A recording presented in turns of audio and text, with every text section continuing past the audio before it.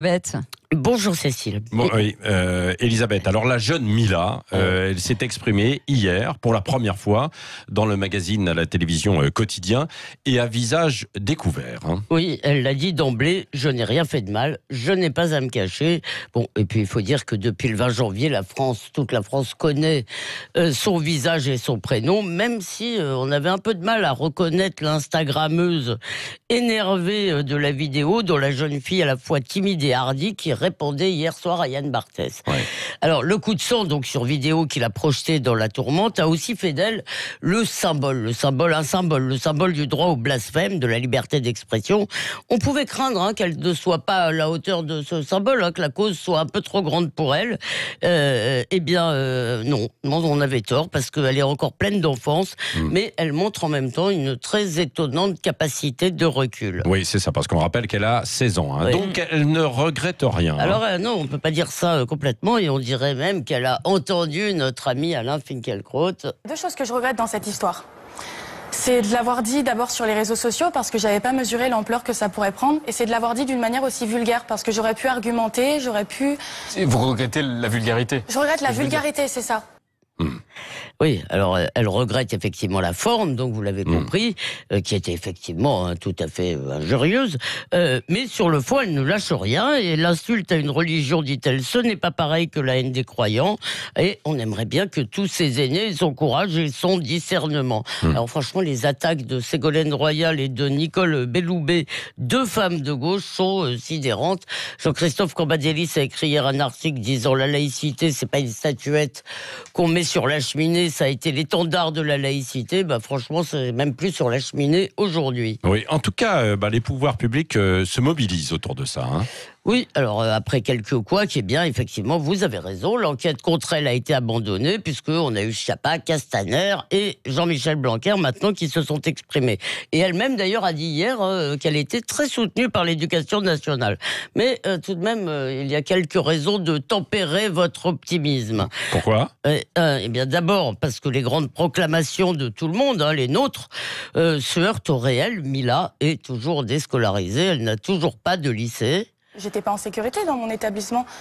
C'est-à-dire que si j'y retournais, vu les menaces que j'ai reçues des personnes de mon lycée, j'aurais pu être brûlée à l'acide, j'aurais pu me faire frapper, j'étais menacée d'être déshabillée en public, d'être même enterrée vivante. Enfin, c'est parti vraiment loin. Oui, donc vous l'entendez. Il y a Grande maturité quand même quand elle s'exprime. Oui, absolument, non, elle est très... moi, je dois dire, tout à fait bluffée. Donc, vous voyez bien, il y a des établissements scolaires où la loi de la République n'existe pas. On ne peut pas garantir la sécurité de quelqu'un comme Mila. Alors, je ne suis pas sûre qu'il faille des nouveaux textes. Vous savez, comme le propose aujourd'hui Bruno Retailleau et d'autres au Sénat. Je crois qu'on devrait déjà faire respecter nos lois et faire respecter en quelque sorte la culture majoritaire en France, y compris en employant la force, comme le président américain l'a fait en 1957 à Little Rock. Et il a envoyé l'armée pour que de jeunes garçons noirs puissent aller à l'école conformément à ce que disait la loi. Alors c'est une comparaison, je ne sais plus qui l'a faite, pardon, mais qui ne me paraît pas sotte.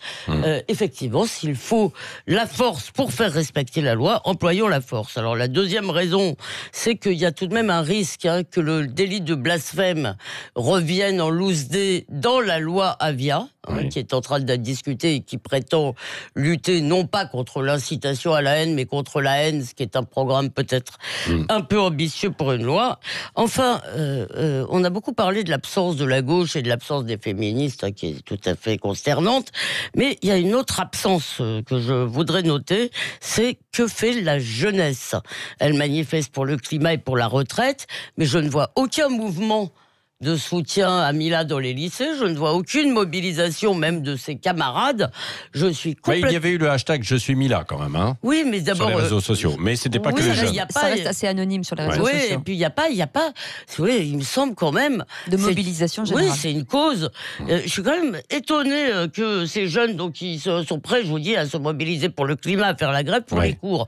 Ils sont obsédés par leur retraite. Et ou dans le cadre moquent, des violences policières aussi. Et par les violences... Absolument, merci petit Cécile et des violences. Ils sont obsédés par les violences policières, mais alors la liberté, alors ça, ils s'en tamponnent le coquillard. Alors des fois, on se dit que les jeunes, c'était mieux avant.